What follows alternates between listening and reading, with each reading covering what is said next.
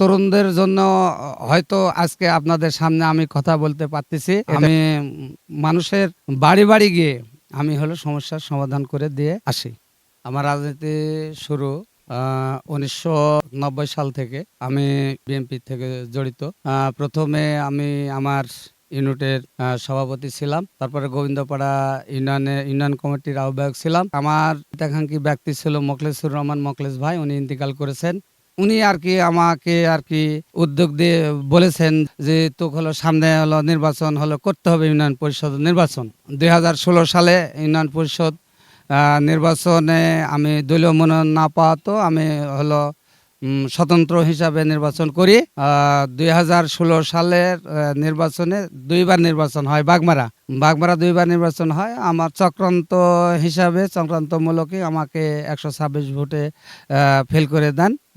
বিজন সরকার আর কি চেয়ারম্যান হন। তারপরে আমি হলো ২০১৮ সালে আমি নাশকতা বিস্ফোরণ মামলার হলো আমি অ্যারেস্ট হই। হওয়ার পর তখন থেকেই আর কি জনগণ আমাকে পছন্দ